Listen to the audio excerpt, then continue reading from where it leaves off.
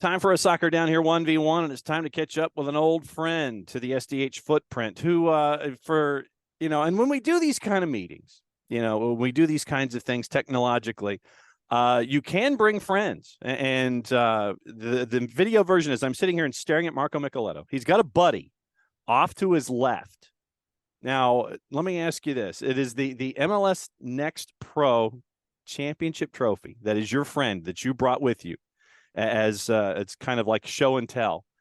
When you look to your left and you see that thing, has it still sunk in that you're a champ there in Columbus? First of all, how you doing, John? And thanks for having me on here. My newfound friend, I guess. No and yes at the same time. It's pretty cool. But every time you kind of see the trophy, you get reminded and you get a little rush of emotions and a few flashbacks come through of that evening. But really, the whole year that we've had. So it's very much a physical cue that unlocks a lot of good memories. So what's the first one that pops into your mind when you stare at that thing? Honestly, the first thing I think about was the walking out into the field and being in the tunnel and even the whole pre-game preparation and stuff. I think it was really cool, and it's easy for me to say right now, but there was never a moment in my mind, and I believe in all the lads' mind too, that we thought we weren't going to win this game. And it's not overly confident at all. It was just like the full belief and understanding of how hard we worked all year. We got a really cool opportunity to sit down and speak to Darlington Nagby, who knows a thing or two about winning championships.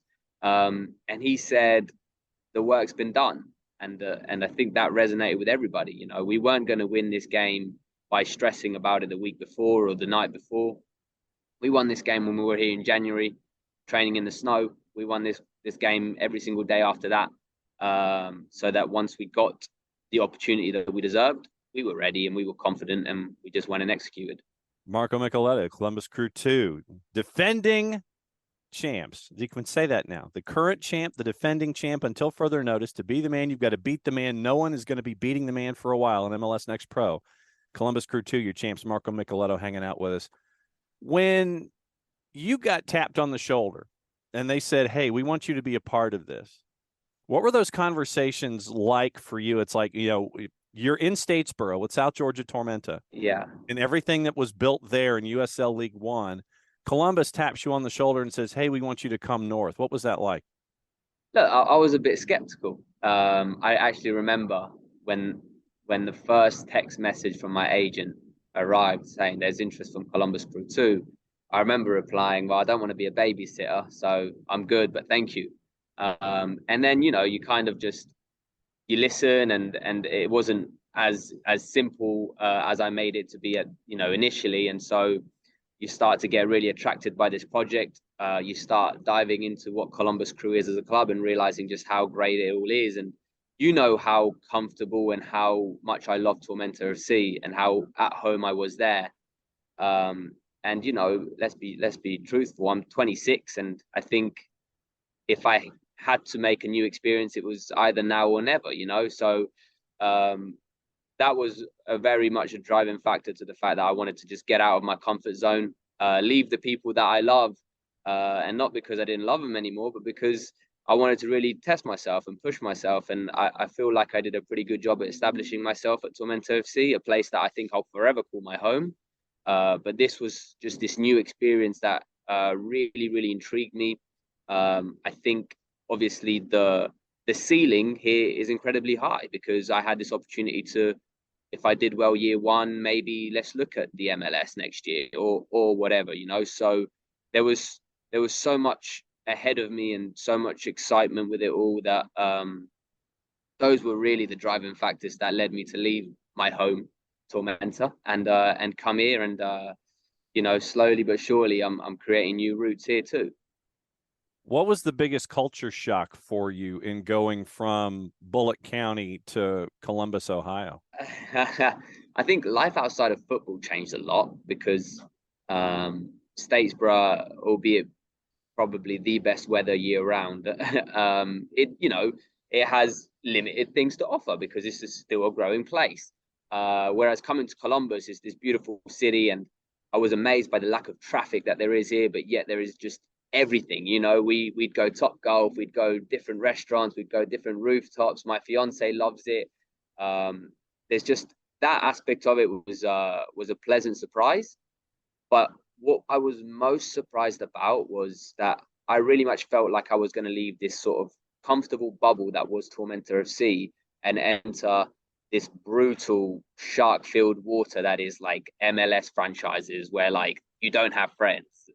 The management is always trying to kick you out type. You know, that was my idea.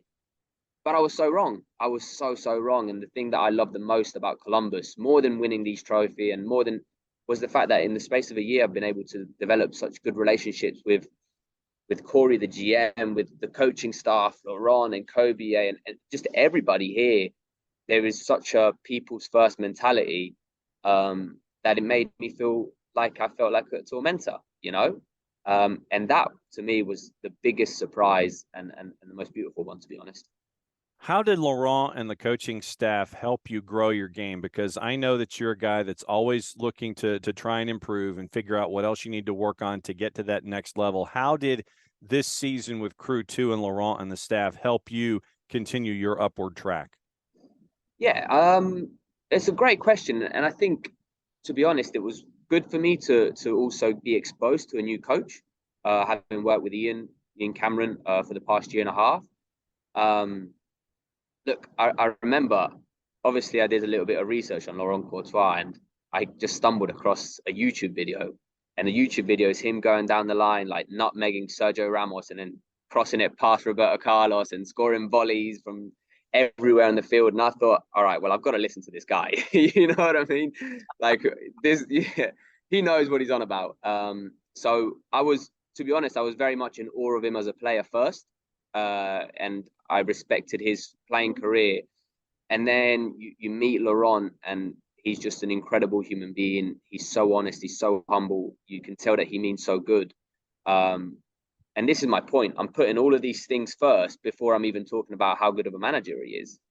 And because I was so in awe about his playing days, and then I was so in awe about him as a person and just his responses to any question or the way he just handled himself, it just made me listen to anything he had to say. You know, if he said jump, it was just how high, you know? So, having said all that, he's also an incredible coach. You know, he sees the game in such a great way, him and his staff. I mean, I felt like every single game this year, we would go in knowing exactly what was about to be played in front of us. We could almost play the game in our mind the night before, knowing that different teams have different phases and they'll try to do this and the gaps will be here. His understanding of the game is amazing, but also the fact that he was a player at such a high level and he's still really young. He gets it. You know, he relates with us. He doesn't put himself on a pedestal. He wants to join in, and we'll be training and he'll be like doing some demos. Yeah, when the ball comes here, you've got to do this one touch pass, and he will like zing a ball perfectly across the whole field. And you'll be like, well, coach, I can't do that. He's just someone that he has, I believe, the perfect mix between, as a player, you want to run through a wall for him, but at the same time, he offers so much tactical knowledge that is a good balance. You know, it's not just he's not just a motivator by the way he is. He's also just a really, really good football tactical manager. When it comes to this group that only lost 3 matches and, you know, made its way to you getting a new best friend off of your left shoulder there. Yeah. How long did it take you guys to get to full song, or was it something that was still a gradual process and you got hot at the right time? What was that process like in understanding, okay, I know the guy to my left wants to do things this way. I know the guy to my right wants things this way. I know the folks behind me need me to do this. The guys in front of me need me to do this. How long did that operation take for Crew 2? So I'll tell you this, I wish we had another 3 months of the season, because we started to peel this onion, which was Laurent and his staff's philosophy, both tactically, technically, and it's pretty intricate. You know, it depends on a lot of people knowing each other. And I remember I was incredibly surprised by how well we were able to play right off the back as a group. And I gave a massive, compliments and credit to Corey and Laurent to be able to just create the squad to begin with that was going to be able to sync up so well. But I mean, we started our first game on the road in Miami and we lost 2-0. So we didn't really start off hot by any account. But I mean, it just took time. It just took from Monday through Friday working really hard, and kind of slowly but surely being able to increase from a 5 second good phase to a 10 seconds to a 30 seconds to a minute to 2 minutes to 10 minutes to 20 minutes, and that's kind of how it went. We showed from the get go that we had those moments of brilliance. Now, how long could we make those moments and how much could we repeat them? That was the key. But I still feel that at the end of the year, we weren't the finished product. We had so many more things that we would have loved to have done, so many things we'd have loved to explore. We were trying, and coach loved it. He was trying to play without a goalkeeper pretty much. We wanted our goalkeeper to just be a centre back the whole time. Mm-hmm. And we were slowly getting there. So there was just so many more layers that we wanted to add to ourselves. So I was a little bit gutted that the season fell short, as in we just won the championship. But there's a lot more we've got to give, and that's what kind of drives us and drives myself to next year, thinking that we reached this level now. How far deeper can we go into Laurent's philosophy next year? I was going to ask you, now that you've had this first season there in Columbus, what's the next thing that you think you need to work on to not just help your game, but everyone else around you? Because right now you're sounding like Crew 2. You really want to hit the produce section and really peel this onion back, and you want to get that whole bag, and you want to sit there and work the whole thing. What are your next steps? Yeah, I mean, you got to always just remember where your feet are, and that's, I think, the mentality that has helped me throughout my career as a whole. We all dream of reaching the top, and I dream of reaching the top. Of course, for me, the top would be playing in front of a field lower.com wearing the Columbus Crew badge. That's my little dream. But I've still got a lot of work to do. I've got to just become a better athlete. I've got to sharpen up my touch. I've got to be more incisive in the final third. So look, there's areas of my game where I've got so much to improve on. And frankly, I can be at ease knowing that I'm in the right place to be able to sharpen those tools. And at the same time, I do feel that if my name was to be called upon for the big boys, I feel I'd be ready to have my say in it. So then let me ask you this. You're at South Georgia Tormenta from the ground up, and it grows to where it is now. You get tapped on the shoulder to go to Columbus Crew 2 to be a part of something new. It's the second time in a row that you've been a part of something new and seen it grow and moved on. Have you thought of yourself philosophically as a builder, or literally was this opportunity something where you did just want to step out of your comfort zone and see what you could add to yourself as an individual? I think, truthfully, it was more the second. It was a selfish decision. However, it was very much. I believe that I got as much out of this as I gave to this Crew 2 organization. Yes, it was as a team, it was a startup. But it was very much different than the startup we had at Tormenta. Obviously, the facilities and the budget, it just changes quite a bit, So there were struggles, but it was different struggles that I'd face at Tormenta.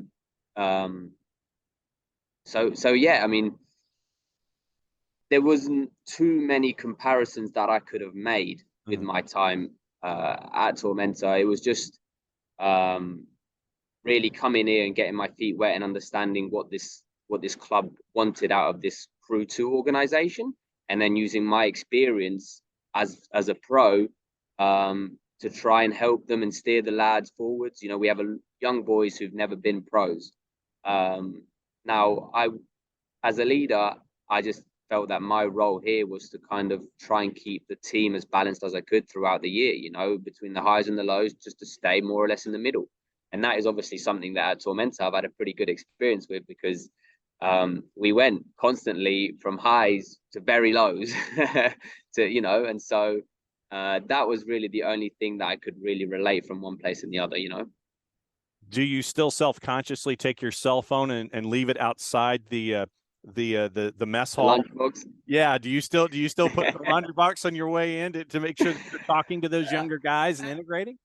It's unfortunately it's not a rule that we have here. We don't have Miss Nitra here. Had we have had Miss Nitra here, I'm sure that would have stayed around. But having said that, the boys do a pretty good job from the get-go. Just as a group, we really managed to bond. We really managed to bond. And it doesn't matter whether my age was 5 years different from someone else's. Credit to them and credit to myself. We managed to find the middle ground and understand what might interest me and what might interest them. And it's been pretty cool, and I've been pretty blessed, and I've learned a lot about pretty much everybody within my locker room. So it's been a great experience. Last question for you, and thanks for hanging out with us for a 1v1. Did you catch the League One final, and what did you think?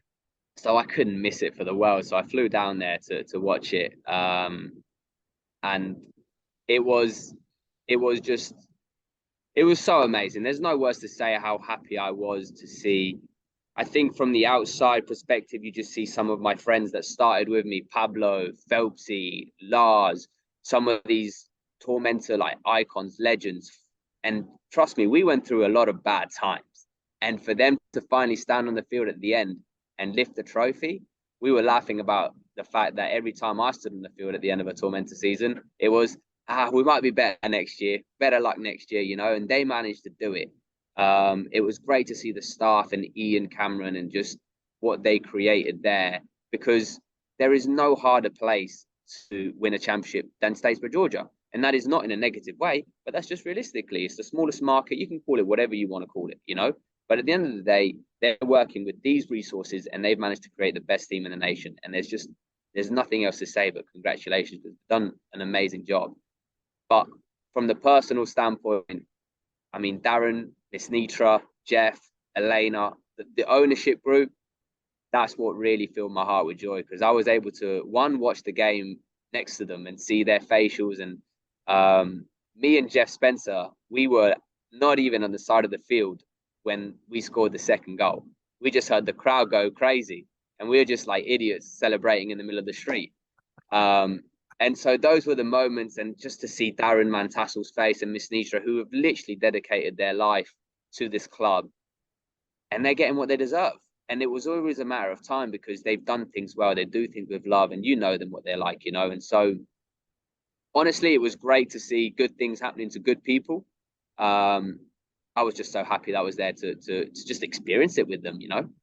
No doubt about it. And I've got the confetti to prove it. Marco, my friend, good to catch up with you up there in Columbus with your new buddy, the MLS Next Pro, inaugural MLS Next Pro trophy. We'll be keeping an eye on things, and congratulations on the successes so far. We'll be knocking on your door again. Thanks for hanging out for a 1v1. John, thank you very much, mate. Thank you.